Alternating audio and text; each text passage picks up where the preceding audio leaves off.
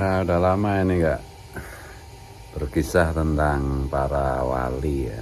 Ini kebetulan saya pas ingat ini wali ini unik gitu ya, karena beliau ini seorang carik. Jadi saya akan mulai dengan begini. Nenek saya itu kan istri seorang kiai, namanya Nyai Warsinah Sangitu. Kemudian juga putri seorang kiai, Warsinah Sangitu binti Kiai Khalil. Ben kiai terus sampai nyambung sampai Rasulullah. Nah itu beliau itu waktu itu saya masih SD ya, SD kelas 1 kelas 2 itu sering sekali bilang ke saya di sela-sela, beliau kan sering cerita itu. Beliau itu bilang, si Carek Muhdi manggilnya gitu. Carek Muhdi itu wali loh. Nah, saya panggilnya kan yang dimaksud Carek Muhdi itu adalah pamannya bapak saya gitu. Kalau nenek yang cerita ini kan ibunya ibu saya.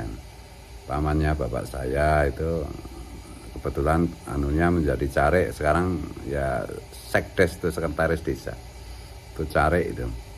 Zaman dulu istilahnya.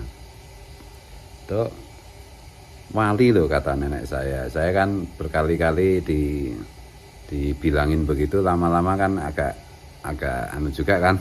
Agak gimana itu saya tanya, wali apa nek? Ya wali. Enggak apa buktinya kalau wali? Ya buktinya nanti kalau dia sudah meninggal terus dikubur, itu mayatnya itu utuh, tidak akan busuk. Atau saya kembali bertanya, loh berarti ya kalau besok kalau meninggal ya untuk membuktikan mayatnya itu utuh ya kan harus digali lagi ya, mana bisa itu, mana berani orang gali, keluarganya juga nggak akan mau.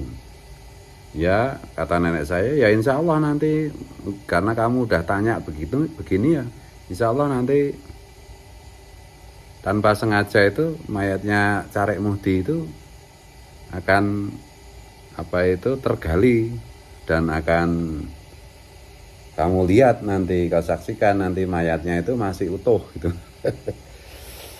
Nah, Mbah Carek Muhdi itu adalah mbah seorang carek itu, yang kebetulan juga waktu mudanya kan juga ngaji sama kakek saya dari ibu, tadi ayahnya ibu, itu makanya nenek saya bisa bilang begitu. Dan nenek saya kurang lebih begini, santrinya kakekmu, maksudnya santri suami beliau itu, santrinya Kiai Sang itu macam-macam, ada yang jadi Muhammadiyah, ada yang jadi NU, ada yang jadi wali, ada yang jadi ini.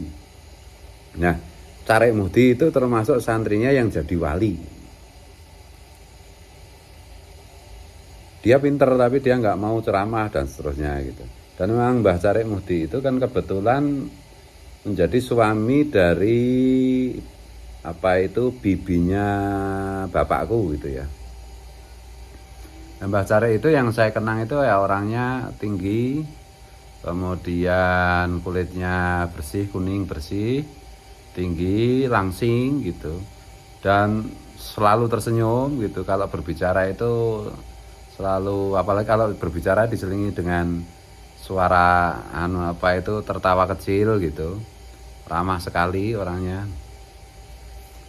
Tapi saya tidak pernah melihat beliau itu menjadi imam di musola atau di masjid atau khutbah atau ngisi pengajian.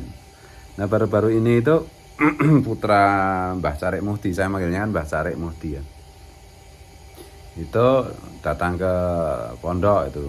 Beliau kan suka musik gitu. Nah, saya tanya itu, saya bercerita tentang ini ya, sebenarnya keistimewaannya Mbah Carek Muhdi itu apa gitu.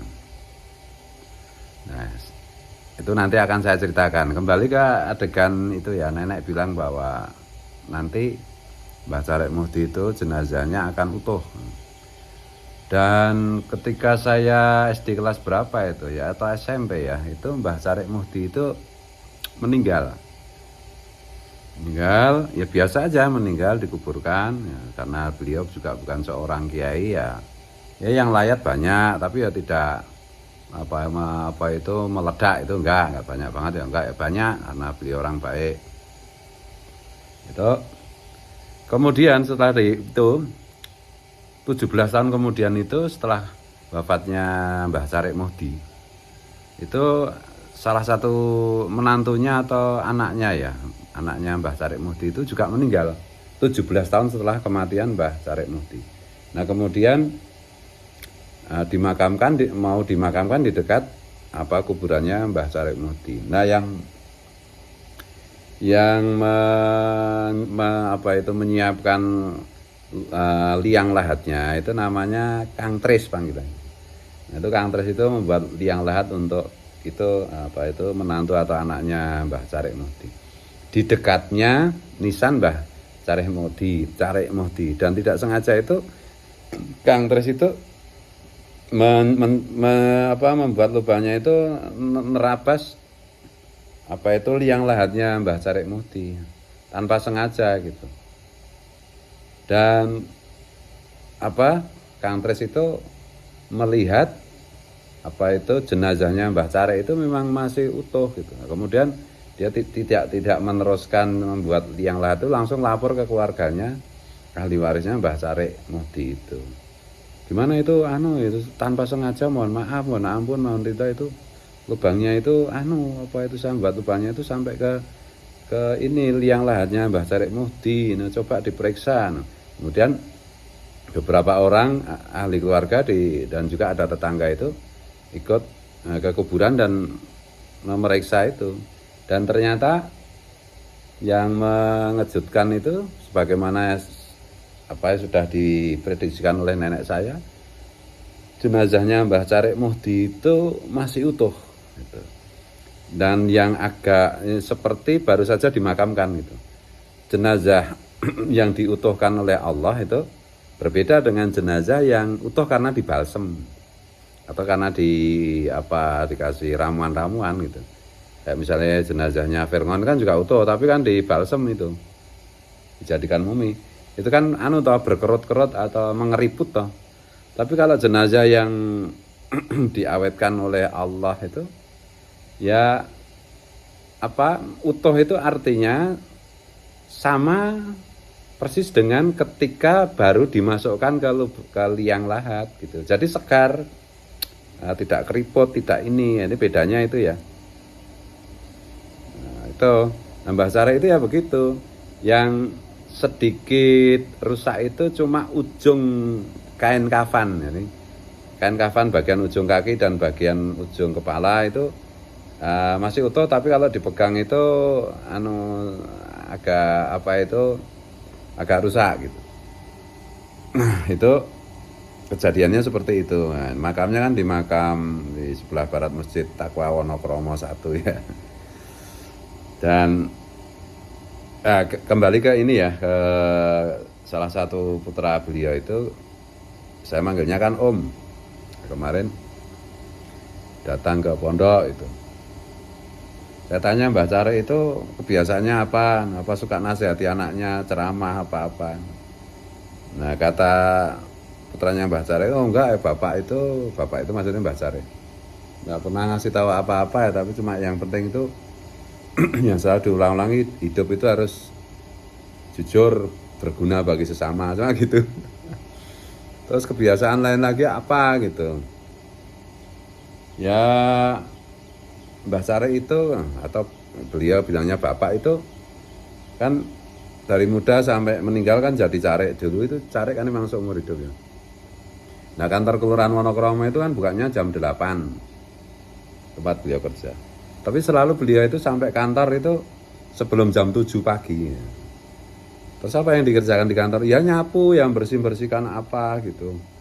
Buka pintu, jendela, nyapu, nyulai, yang bersihkan ini itu dan lain-lain gitu. Terus kantor kelurahan itu kan tutupnya kan jam 2 siang itu dah. Nah, Mbah Carik itu, bapak itu kata putra beliau, itu kalau pulang itu jam 4 sore gitu. Jadi datang paling duluan, pulang paling belakangan. Nah, terus ngapain sampai sore? Ya itu membenahi kantor macam-macam itu. Dan tidak berangkat kecuali sakit, dan kebetulan tidak pernah sakit parah sehingga ya berangkat terus kecuali menjelang wafat ya. Itu satu kebiasaannya. Jadi kerjanya itu disiplin gitu. Karena beliau sebagai seorang carik ya itu kerjanya begitu, masuk kantor mulai jam 8, beliau sebelum jam 7 sudah datang nyiapin apa-apa, bersih-bersih. Kantor itu tutup jam 2 siang ya, beliau baru pulang dari kantor itu jam 4 sore gitu. Itu yang pertama.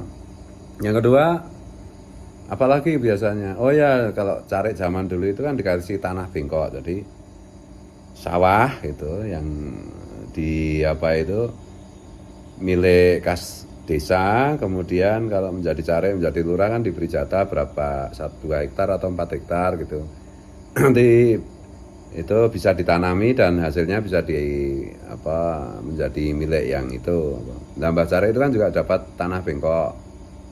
Tapi Mbah Carik kan nggak pernah menggarap sawahnya sendiri ya, karena beliau harus jadi carik kan. Nah itu disuruh minta tolong petani penggarap untuk menanam jatah sawahnya itu. Nanti kan dibagi hasilnya, sebagian untuk yang nanam itu, sebagian untuk Mbah Carik. Nah, setiap panen, kata putra Mbah Carik itu dulu panen padi itu masukkan ke rumah gitu. Kemudian oleh Mbah Carik itu diparuh. Yang separuh itu untuk anak istri, yang separuh kata Mbah Carik ini untuk tetangga kita, untuk semua tetangga kita, nanti dibagi untuk tetangga.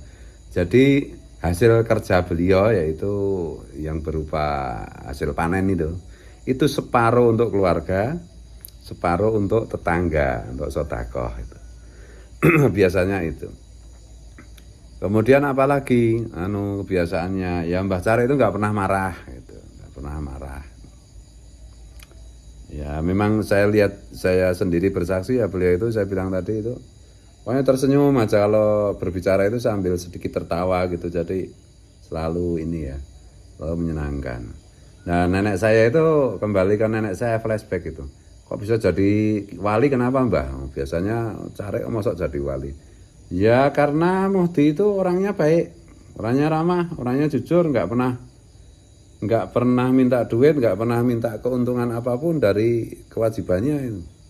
Dan memang Mbah Carik Muhdi itu terkenal orang yang tidak pernah mau menerima amplop apapun dari mengerjakan tugas. Karena Carik itu kan kadang-kadang misalnya ngukur tanah, macam-macam, itu kan memang kerjaannya ya di lapangan. Nah, itu biasanya kan diberi hadiah oleh yang punya tanah, ya, uang, amplop atau apa. Tapi Mbah Carik nggak pernah menerima. Selalu beliau bilang bahwa ini sudah kewajiban saya itu sudah digaji oleh negara, jadi tidak usah memberi saya apapun gitu.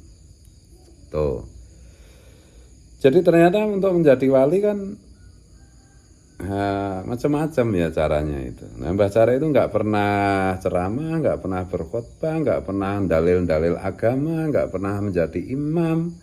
Kalau peringatan hari keagamaan di masjid itu beliau nggak pernah duduk di depan, beliau duduknya itu di di dekat patean itu dapurnya masjid gitu ya. Karena kalau masjid di desa-desa kalau menyelenggarakan acara-acara peringatan dari keagamaan kan ada minum air teh bersama, atau disediakan wedang atau minuman ya, biasanya air teh hangat manis nasgitel kan itu. Kemudian snack, nah itu kan disiapkan di dapur. Masak menjerang airnya itu kan di dapur. Nah ini Mbah Carik itu justru ada di dapur, membantu dan mengkoordinir anak-anak muda yang bertugas di dapur itu, memastikan bahwa yang ikut acara peringatan keagamaan itu nanti dapat minuman semua dengan tertib, dengan baik, dan dapat snack semua atau makan besar semua gitu, dengan baik, dengan tertib. Jadi enggak dan tidak sama sekali tidak menampilkan simbol-simbol keagamaan, misalnya pakai serban, pakai enggak. Jadi mana-mana pakai celana panjang. Kalau ke masjid ya pakai sarung, pakai baju biasa, batik atau koko, kemudian pakai peci hitam. Padahal kata nenek saya, Mbah Carik Muhdi itu termasuk santrinya kakek yang sangat pinter, sangat ilmunya sangat tinggi. Jadi dari sini itu saya mengambil pelajaran bahwa ilmu sangat tinggi, pinter itu ternyata tidak untuk dibicarakan yang penting itu. Ternyata yang penting itu untuk diamalkan, untuk dilaksanakan. Dan saya juga melihat putra-putra Mbah Carik Muhdi itu semua ya secara umum itu ya menjadi orang-orang yang banyak manfaatnya untuk masyarakat, untuk umat Rasulullah. Dan sama dengan bapaknya, enggak ndaki-ndaki ceramah begini dan begitu, enggak gitu. Ada yang rajin bikin sekolah, ada yang jadi polisi itu. Apa itu sampai menjadi mitos di Jogja itu. Polisi yang tidak pernah mau menerima suap, polisi yang selalu membela rakyat kecil gitu. Jadi ada itu sekarang udah pensiun ya, itu salah satu putra Mbah Carik Muhdi. Dan sampai meninggal pun ya makamnya itu ya juga enggak seperti makam wali yang lain yang banyak dikunjungi orang, karena ya memang Mbah Carik Muhdi itu ya wali yang tersembunyi gitu. Dan manfaatnya masih banyak gitu. Saya itu sampai bilang karena salah satu cucunya Mbah Carik Muhdi kan juga seorang penulis ya, dulu wartawan di The Jakarta Post gitu. Buat ditulis itu kisah kakekmu itu. Amma binikmati rabbika fahaddits, terhadap nikmat yang diberikan Allah ceritakanlah. Apa itu Allah mengangkat seseorang menjadi waliullah, menjadi kekasihnya, itu kan anugerah Allah, nikmat Allah. Karena berkahnya sang wali tersebut itu diterima oleh masyarakat luas gitu loh.